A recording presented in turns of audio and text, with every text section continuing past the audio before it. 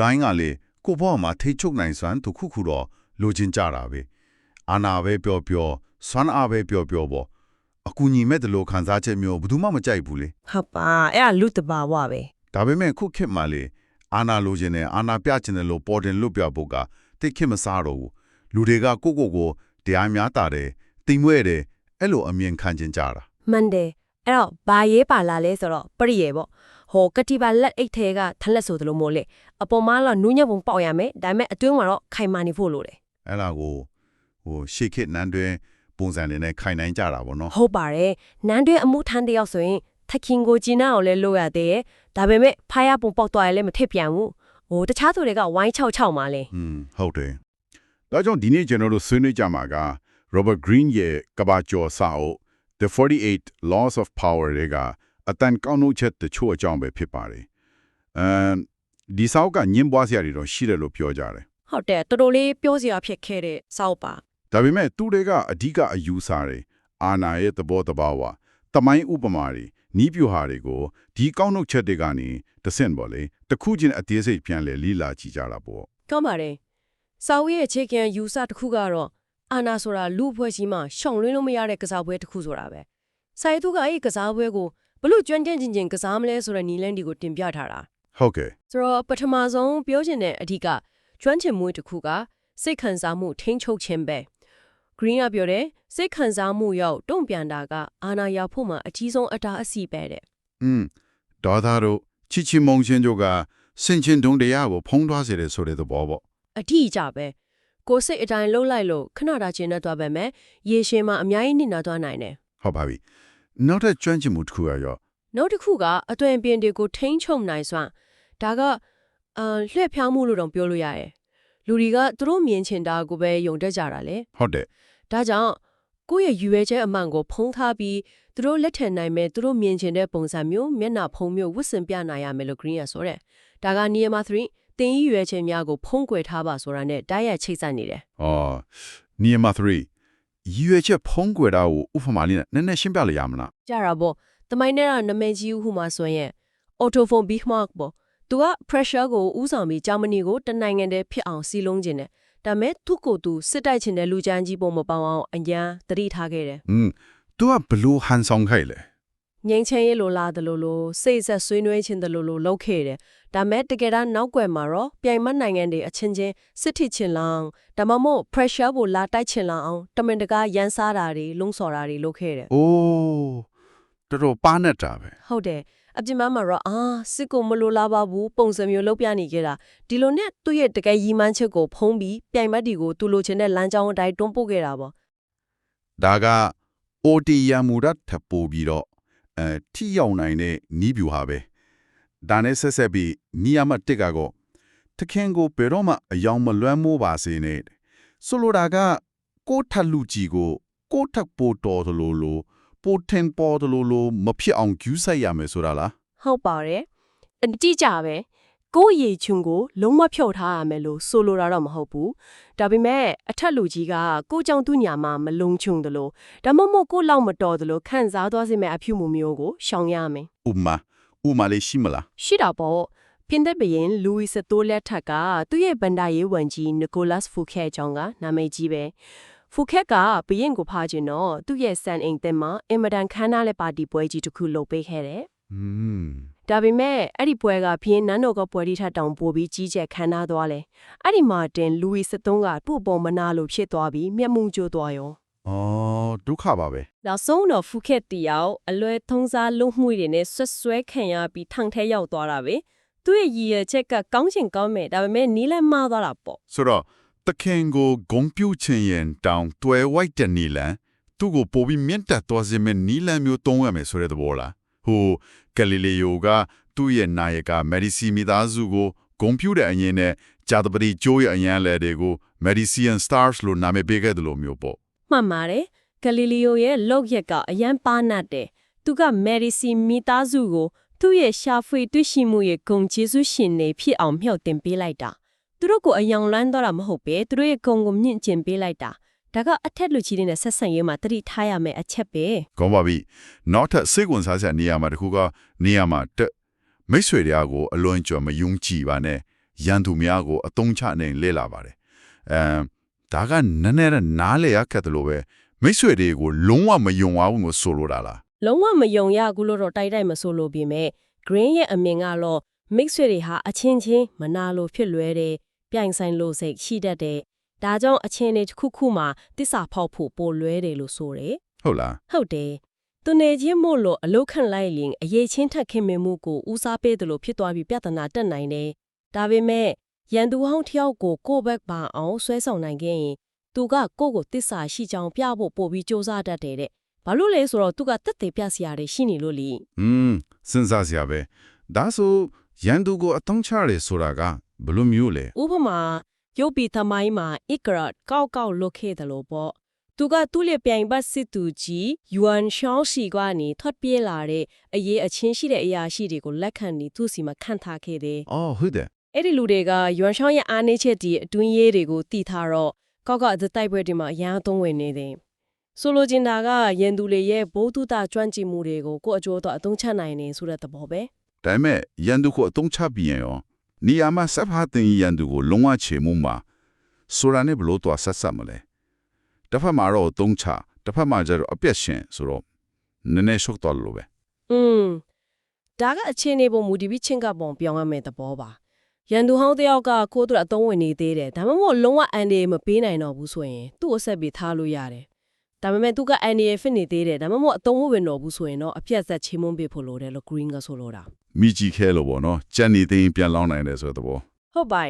ခုနတရုတ်ပြည်ချူဟန်ပြန်ခွဲဥမာလိုပဲရှင်းယူကလူပန်းကိုအကြိမ်ကြိမ်အနိုင်ရပါမယ်တနာလို့ဆိုပြီးအမြင့်ပြတ်မရှင်းခဲ့ဘူးအသက်ချမ်းသာပေးခဲ့တယ်အဲ့ဒီမှာလူပန်းကအင်အားပြန်စုပြီးနောက်ဆုံးမှာရှန်ယူကိုပြန်တိုက်ပြီးအနိုင်ယူသွားတယ်အဲဒါကြောင့်မပြည့်စုံတဲ့အောင်ပွဲကကိုယ့်အသက်နောက်ပိုင်းမှာပြဿနာပြန်ဖြစ်စေနိုင်တယ်လို့ဆိုလိုတာ အာနာရဲ့ကစားပွဲမှာရက်ဆက်မှုကတစ်စိတ်တစ်ပိုင်းပါနေတယ်လို့ပဲနော်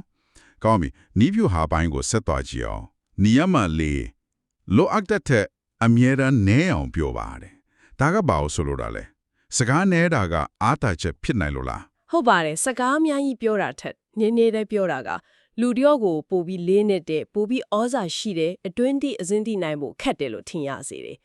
လူဝီစဖူးပြင်းဆိုစကားအလို့နဲတယ်လို့ကြော်ကြတယ် ။အော်သူကတိတ်နေတာလား သူ့ရဲ့တိတ်ဆိတ်မှုကသူ့ပတ်ဝန်းကျင်ကမူးမတ်တွေကိုစိုးရိမ်စိတ်မတိချစိတ်သူဖြစ်စေပြီးသူ့မျက်နှာလာရဖို့ပို့ကြိုးစားလာစေတယ်ကိုကစကားနဲလေးလေးကိုပြောလိုက်တဲ့စကားလုံးတစ်လုံးချင်းစီကပို့ပြီးအလေးနဲ့သလိုအတိပေရှိသလိုဖြစ်လေလေပဲ ။နောက်တစ်ခုကရော နောက်ပြီးတော့ကိုက tip စိတ်နေတဲ့အခါတခြားသူတွေကအဲ့ဒီ tip စိတ်နေတဲ့လေဟန်တွေကိုဖြည့်ကျင်စိတ်ဖြစ်လာတတ်တယ်သူတို့ရဲ့အတွင်းတွေအစီအစဉ်တွေကိုထုတ်ပြောလာတတ်တယ်အဲ့ဒီအခါကိုယ့်အတွက်တရင်ရဲ့ချက်လက်အလားကရလိုက်သလိုပဲ ဒါဆိ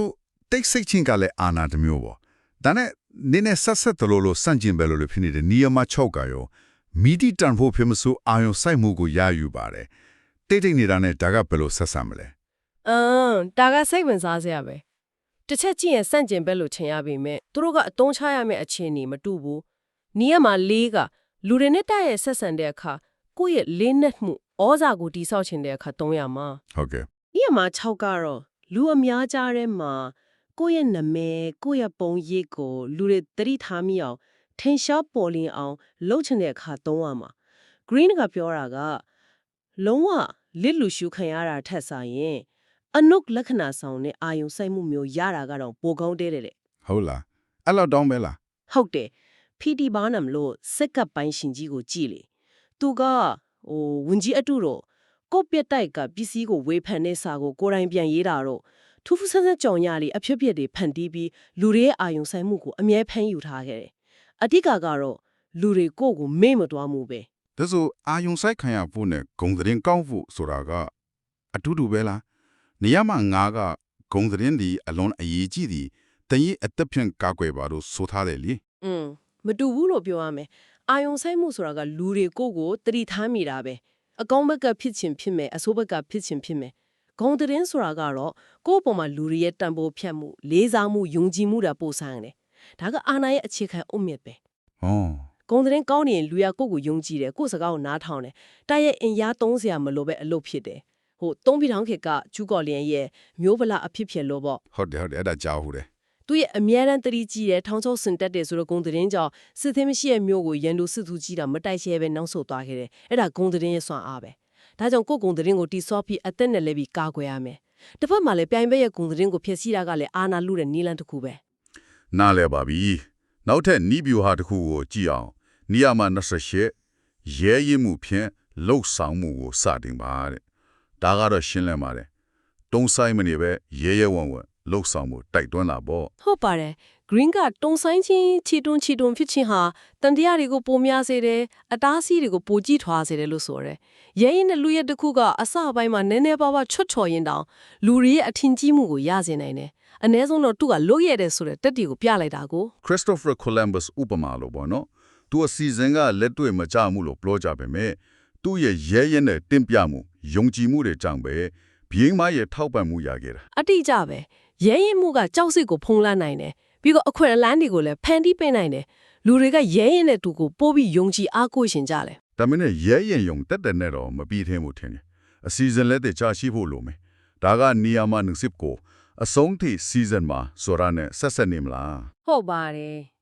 ်ရဲရင်မှုကအရေးကြီးပြီမင်းမက်ဆီစုံမိတ်ရဲရင်တာမျိုးတော့မဖြစ်သင့်ဘူးလုပ်ငန်းတစ်ခုမစခင်မှာဖြစ်လာနိုင်တဲ့အကျိုးဆက်တွေအတားအဆီးတွေနောက်ဆက်တွဲအခြေအနေတွေကိုကြိုတင်တွက်ချက်ထားဖို့စီစဉ်ထားဖို့လိုတယ် ဥပမာ ဥပမာPacific သမုဒ္ဒရာကိုပထမဆုံးတွေ့ရှိခဲ့တဲ့စပိန်လူမျိုးစူးစမ်းရှာဖွေသူ Valvoa ပေါ့။ तू ကအရန်ရဲရင်တယ်။ဒါပေမဲ့စပိန်နန်းတွင်းကအာနာလွန်ဆွဲမှုတွေသူ့ရဲ့အောင်မြင်မှုကိုမနာလိုတဲ့လူတွေရဲ့ကြိုးကင်မှုတွေကိုကြုံမမြင်ခဲ့ဘူး။အဆုံးထိမစီစဉ်နိုင်ခဲ့ဘူး အဲ့တော့သူဘာဖြစ်သွားလဲ ။နောက်ဆုံးမှမတရားဆွဆွဲခံရပြီးကွင့်မြက်ခံနေရတယ်။သူ့ရဲ့ကြီးမားတဲ့အောင်မြင်မှုရဲ့အတီးအပွင့်ကိုတခြားလူတွေကခံစားသွားရတာပေါ့။အဆုံးထိမမြင်ပဲစီစဉ်မှုကကိုယ့်ရဲ့အောင်မြင်မှုကိုတခြားသူတွေအလွယ်တကူလူယူသွားစေနိုင်တယ် အစီအစဉ်ဆွဲတဲ့နေရာမှာအချိန်ကိုက်လို့ဆောင်ဖို့ကလည်းအရေးကြီးမယ်ထင်တယ်နီယာမ30မှာအချိန်ကိုက်ချင်းအမှုပညာကိုကျွမ်းကျင်ပါဒါကဘယ်လိုမျိုးလဲ ။ခိုက်ရမယ်ဆိုတာကိုအချင်းအခါကိုကြည့်ပြီးဆုံးဖြတ်နိုင်ရမယ် ဟွန်း ။ပြင်သစ်တော်လှန်ရေးခေတ်ကနိုင်ငံရေးသမားဂျိုးဆက်ဖိုရှေဆိုရင်ဒီအမှုပညာကိုအရန်ကျွမ်းကျင်တယ်။အာနာအပြောင်းလဲတဲ့အရန်မြန်တဲ့ကာလကြီးမှာ तू ကအချင်းတွေကိုဖတ်ပြီးဘယ်ဘက်ကိုဘယ်အချင်းကိုက်ရမယ်ဘယ်သူကိုဘယ်အချင်းဖြုတ်ချရမယ်ဆိုတာကိုအမြဲတမ်းအချင်းကိုက်လုပ်နိုင်ခဲ့လို့အာနာဒီမြဲခဲ့တာ တော်တော်ပန်းတဲ့သူပဲ ။ဟုတ်တယ်။အချင်းကိုက်မှန်ရင်အာနာနည်းနည်းလေးနဲ့အောင်မြင်မှုကြီးကြီးရနိုင်တယ်။အချင်းကိုက်မှရင်တော့အင်အားဘလောက်ကြီးကြီးရှုံးနေသွားနိုင်တယ်။အချင်းကိုထိန်းချုပ်နိုင်တာကအာနာကိုထိန်းချုပ်နိုင်တာနဲ့အတူတူပဲ အခုပြောခဲ့တဲ့နေရာမှာတွေကအသေးကကိုယ့်ရဲ့လှုပ်ဆောင်ချက်ကိုယ့်ရဲ့နီးဗျူဟာတွေနဲ့ပတ်သက်တာများတယ်လူတွေနဲ့ဆက်ဆံတဲ့အခါလူမှုဆက်ဆံရေးမှာရောဘလို့အချက်တွေကိုတတိထားဖို့လုံးမလဲဥမာနေရာမှာဆက်ရှိတင်းကိုတင်ကားကိုရန်ခန္ဓာများမဆောက်ပါနဲ့အထီးကျန်တင်ဒီအန်ဒီရရှိတယ်ဆိုတာကဘာကိုဆိုလိုတာလဲ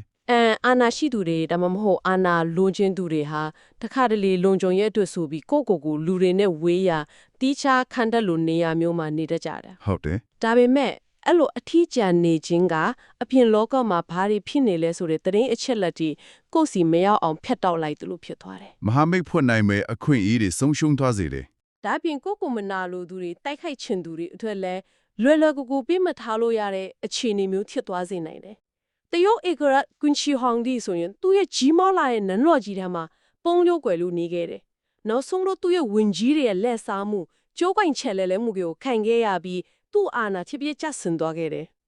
ဆိုတော့အာနာကိုထိန်းထားခြင်းရင်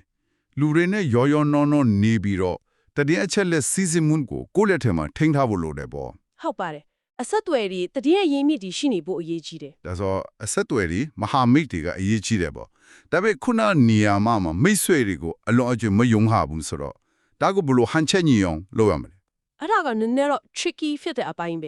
ဆိုလိုတော့ကမဟာမိတ်တွေတော့လိုအပ်တယ်ဒါပေမဲ့သူတို့ကိုယ့်ရဲ့အားနည်းချက်တွေအတွင်းကြီးတွေအကုန်လုံးသိအောင်ဒါမှမဟုတ်ကိုလုံးဝထင်းချုံနိုင်တော့အောင်တော့ခွင့်မပြုရဘူး ။အော် ဒါကနိယမ20မိသူကိုမိယကတိမပြုပါနဲ့ဆိုတာနဲ့လဲဆက်ဆက်နေလေ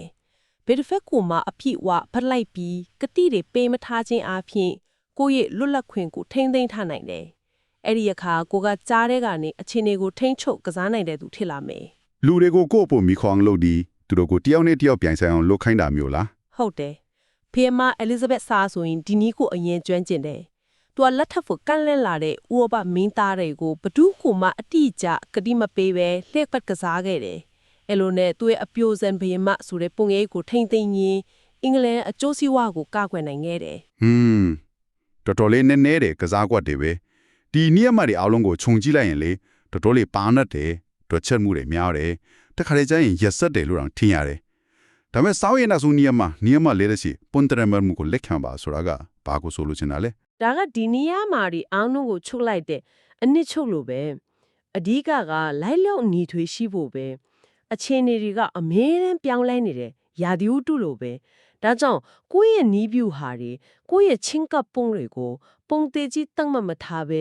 ရေလိုပဲလိုအပ်တယ်လို့ပုံစံပြောင်းလဲနိုင်ဖို့လိုတယ် ပုံသေးပုံစံရှိနေရင်ဘာဖြစ်နိုင်လို့လဲ ပုံသေးပုံစံပုံသေးအစီအစဉ်ရှိနေရင်ကိုပြိုင်ဘက်ကခံမဲတာလွယ်ကူသွားမယ်ကိုယ့်ရဲ့နှုတ်ချေလန်းကိုကြိုတီးနေရင်တိုက်ခိုက်ဖို့ကာကွယ်ဖို့လွယ်ကူသွားမယ်လေတရုတ်တီတွင်းစစ်မှာမော်စီတုံးရဲ့ကွန်မြူနစ်တပ်တီဟာပုံထန်တန်မဲ့တဲ့ပျောက်ကြားစစ်နီးပြူဟာတွေတုံးပြီးချန်ကေရှေရဲ့ပုံသေးဆန်တဲ့စစ်တပ်ကြီးကိုအနိုင်ယူခဲ့တာဥပမာတစ်ခုပဲ ကိုကစားနေကနေယူထားတဲ့တွေးခေါ်လို့ပြောကြတယ်နော် ဟုတ်ပါတယ်အမြဲတမ်းလိုက်လျောညီထွေးရှိနေပါခံမန်းရခက်အောင်နေပါရေလိုမဲ့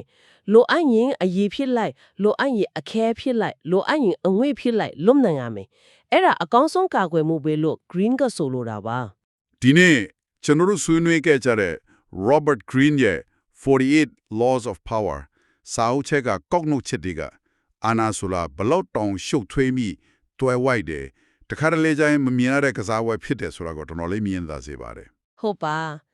စိတ်ခံစားမှုကိုထိန်းချုပ်နိုင်မှုနီးပြူဟာကြသွေးခေါ်မှုအသွင်းဖင်ကိုထိန်းချုပ်နိုင်မှုအချိန်အခါကိုသိမြင်မှုပြီးတော့လိုက်ရောညီထွေပြောင်းလဲနိုင်မှုဆိုတာဒီက